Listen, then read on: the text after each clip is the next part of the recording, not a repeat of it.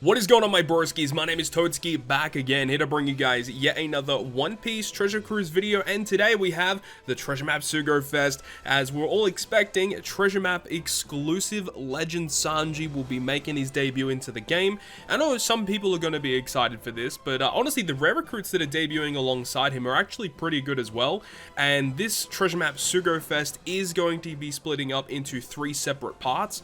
Part 1 right here debuts on the 12th of October, 1900 PST, and you can see that Bonnie is going to be featured.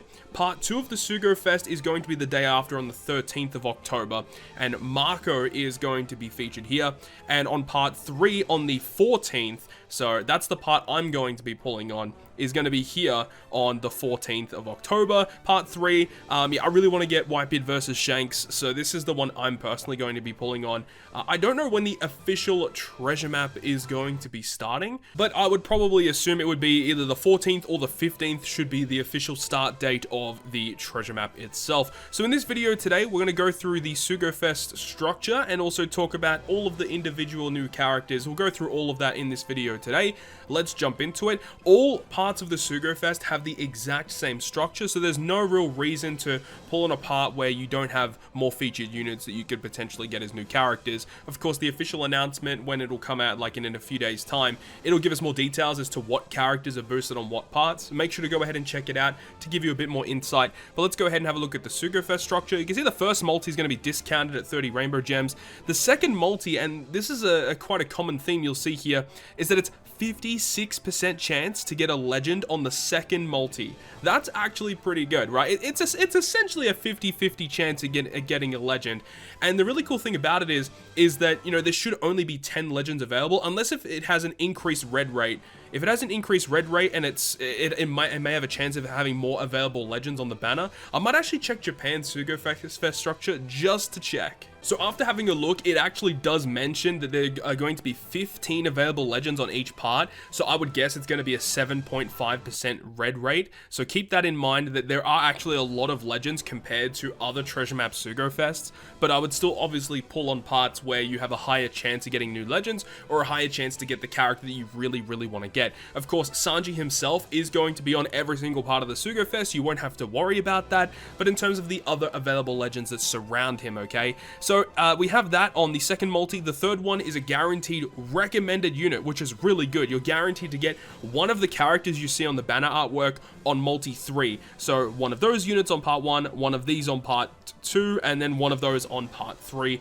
Pretty good, honestly. The fourth one is another 56% chance for a legend, and then you've got a guaranteed legend on the 5th multi right there. But of course, it basically like will filter through a lot of those same steps. You can see multi 7 has a guaranteed new MUGIWARA 56 unit, which is one of the new Straw Hats, of course. And then that, again, as I said, that's going to be filtering quite a lot throughout the Sugo-Fest. But you can see after the 7th multi, they start introducing the legend or rate boosted steps, which are absolutely terrible. So honestly, if you're thinking about doing like a handful of multis here, going past 7 does not seem like a very good idea in my opinion. So that's what I would suggest. But obviously, if you go all the way to the 25th step, you're guaranteed to get the new Sanji legend. And remember, this Sanji legend is only pullable on other treasure map Sugo-Fests moving forward. So yeah, if you don't get him here, obviously that's fine. You'll be able to get him on the next month's treasure map. He should be featured once again, and he should continuously be featured every month moving forward. So, you know, you do have those opportunities to potentially get him. So overall, should you be pulling on this Sugo-Fest? Honestly, I don't suggest doing it. If you want to do the 30 gem multi, I suppose that's fine, but I think it is still better to save for those big Sugo-Fests, such as Yamato, because remember, as I said, all these characters, the Mugiwara 56 and the new Sanji, are going to be on every single treasure map banner moving forward, and that does actually include the new Straw Hats as well. All the Straw Hats are going to be only pullable on treasure map Sugo-Fests, so if you want to get them, you have to pull on treasure maps eventually. So let's actually talk about these brand new characters. Let's talk about these units and see what they have in store for us. So first character is going to be Chopper, who is a Psy Free Spirit fighter character. Captain effect doesn't matter. Special ability on a 13 turn cooldown reduces burn and paralysis by 5 turns, and then he changes his adjacent slots and block slots into recovery, and then gives you a 1.75 times color affinity boost to your Psy characters for 4 turns. It's pretty incredible, actually. It's a lot of boost you get from this one character. And then crewmate ability, he will reduce his cooldown by 1 every time another free spirit unit uses their special. And this is pretty cool because you'll see with the rest of this batch how it kind of works. It's basically like a speed farm batch. All these characters basically work together to speed farm as much content as you can as fast as possible. It's pretty cool, actually. And then his crewmate ability does make recovery slots matching, so when you use his special ability to change those slots, he does make them beneficial for you, which is at least a nice touch. And then, of course, his support effect. All of these characters have usable support effects. Attaching to Luffy or Usopp, if you're inflicted with burn, he reduces it by 2 on the next turn. Fantastic support effect. Another burn removing support is very good because they're very uncommon, so it's nice that Chopper does get that. Another thing that's a bit different from other treasure map rare recruits is that they're actually like usable in PvP. So Chopper's passive says that Psy characters get level 5 health, and for the first 40 seconds, level 1 CT increase. That's pretty good. Like, there's actually like not a terrible passive. And then his special ability targets your Psy characters for 1500 healing, and the lowest HP teammate gets 2000 healing. 28 CT is a bit high in my opinion. Healers are not very good offensively. They're definitely good on the defensive side of things. Do I think he's that good? No, I probably wouldn't use him on a Psy team defensively or offensively anyway. But, you know, just saying he does have PvP abilities if you wanted to go ahead and use it. The next rare recruit is this Nami character. She's pretty cool. Love the artwork. She's a Psy free spirit striker character. Captain effect doesn't matter. The special ability, 13 turns, will go ahead and set the chain multiplier to 2.75 times for 4 turns. And then also delays enemies for 1 turn, reduces the special charge time of one chosen character by 2 turns, and then reduces special bind duration by 3 turns. A pretty interesting special. I don't like the fact that she only reduces the cooldown of one character, though it is a 2-turn reduction. I would have preferred if it was just a 1-turn reduction, but for the whole team, would have made a lot more sense, and would have made this character like absolutely busted as a regular rare recruit unit. So that's Nami. I don't think her special is that great, but it's fine. It's acceptable. She does also resist special reverse for herself, and she does resist special bind by 3 turns. Obviously makes a lot of sense with the character, but all in all, like, she's just okay. Would have liked a little bit of change with her special though.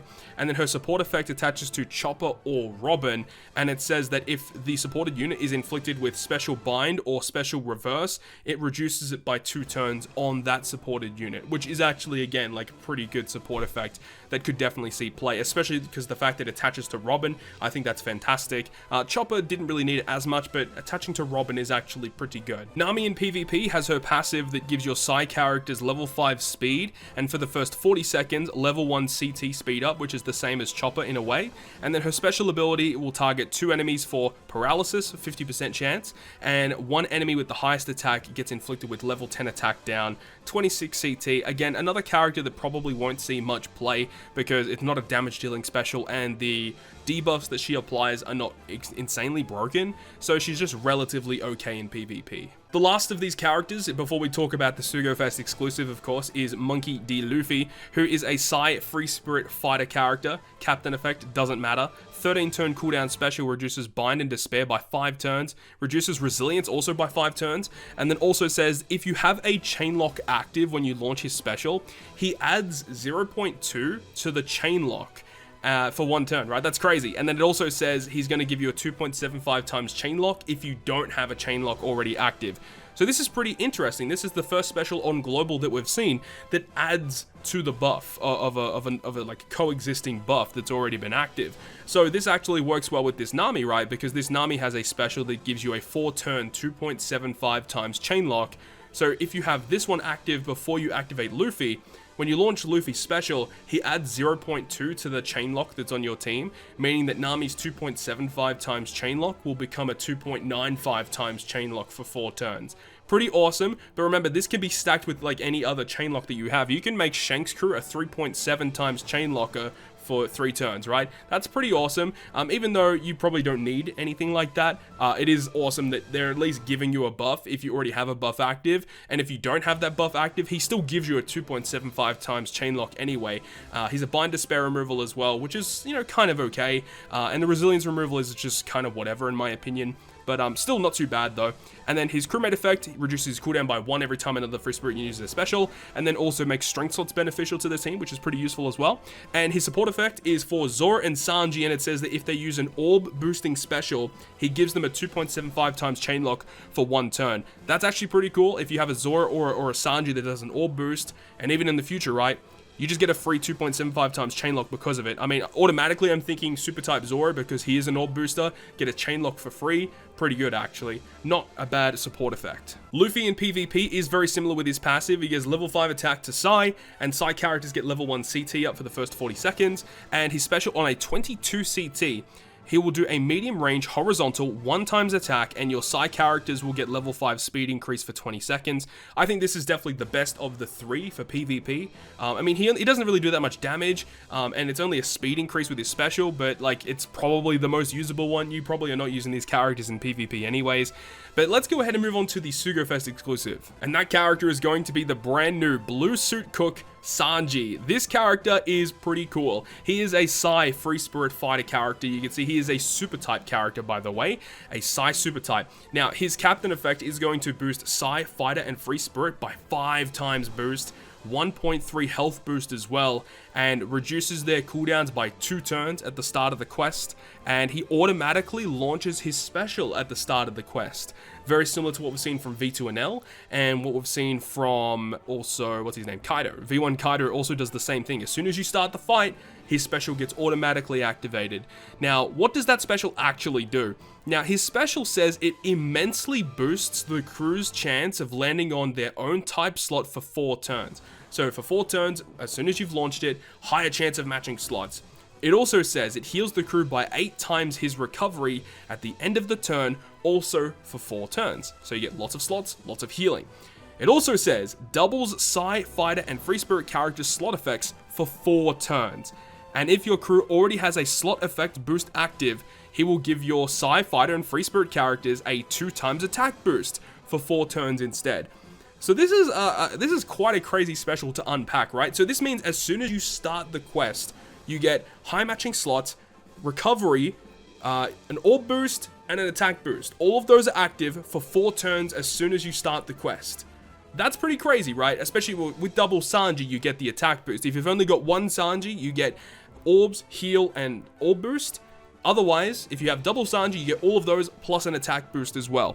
And that's for 4 turns, right? And remember that his special ability automatically being activated at the start of the quest does not reduce his cooldown back to, you know, whatever it would be. It starts at whatever the base is, so he starts at, 14 turns, and he reduces the cooldown by 2 at the start of the quest, so it's by 4 with double Sanji. If you've got the cooldown ship, that's an additional 1 going down to 5, and if you have cooldown sockets, it goes down to 7. So he starts off at a 7-turn cooldown when everything's said and done. That's pretty ridiculous when you think about it, and that cooldown does not get reset as soon as you start the quest either. So this is pretty crazy to have so many boosts as soon as you start. You can get through those mob stages very quickly. You reach the boss stage, you can activate the specials again, and then off you go. It's pretty crazy. But one thing that we haven't talked about is his super typing. His super type requires you to have one of the Straw Hats on your team. Unfortunately, it doesn't mention Jinbei quite yet. That is a bit of a downside, but just one of the other Straw Hats. And it does say that it will enhance the effect of your attack and orb boosts by 0.3, and then your Sai characters become Super Sai.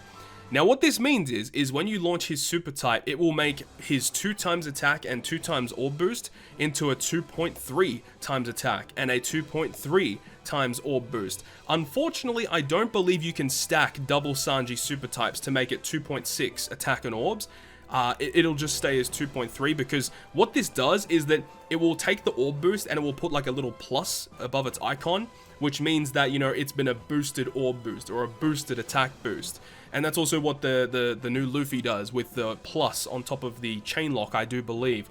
So that's the way that this is going to be working. You're able to use Sanji with his 5 times captain. You've got a decent health boost. He gives you cooldown, attack, orb boost. You can increase it to a 2.3 attack and orb boost. And remember, this can work with anything. You can activate another attack and orb boost and then use his super type to increase it. You can use Goldie Roger and increase it with his super type to make it a 3.3 times attack boost. You can use this with Treasure Map Linlin, for example, to get her 3 times orb boost to become a 3.3 times orb boost. Like, there's lots of cool applications for this, so it is going to be interesting to see how people like want to use this character. He's overall a pretty interesting unit, but not like a god tier unit like we've seen with Roger versus Akainu, Sabo Ace. Like, he doesn't have crazy utility or anything. He's more of just used to speed farm as much content as you can very, very quickly. His crewmate abilities, if you don't decide to use him as a captain, but you want to use him as a crewmate, he's going to go ahead and make all type slots beneficial to himself, and he reduces his cooldown by 1 every time another free spirit unit uses their special. So that's pretty cool, you know, pretty fine, honestly. And we can have a look at his potential abilities. His potential abilities are interesting because this is the first character in the game to have this particular potential ability of the reducing slot change impossible by up to 5 turns. Now, this is the effect of where your slots are put inside a barrier and you need to hit a good, a great, or a perfect to unlock it. His potential ability unlocks it automatically. I'm not a really big fan of this in particular because there's like no tablets for this that have ever released, so you can't even rainbow him unless if you pull additional copies of the unit, so I'm not a big fan of that. But in general, you can kind of use those to your advantage anyway, so I really don't like the fact that this is a potential ability in the first place because it's not like that great in my opinion, and plus they're not very common either. And then you've got pinch healing, which is good, and he also has slot bind, only by 10 turns though. Would have been nice if he completely removed it, but it's slot bind nonetheless, which is okay. And then of course his support effect attaches to any side unit, and if they do a damage dealing or a health cut special, it gives your side characters a 1.75 times slot effect boost for 1 turn, which is, you know, very similar to what we've seen with Halloween Lore, Super Type Zoro, you know, those types of characters. So we have now another one, but for side characters instead. Very good support ability. And then also having a look at his Pirate Rumble abilities. His passive in Rumble is going to give your side teammates level 8 speed and level 1 CT increase.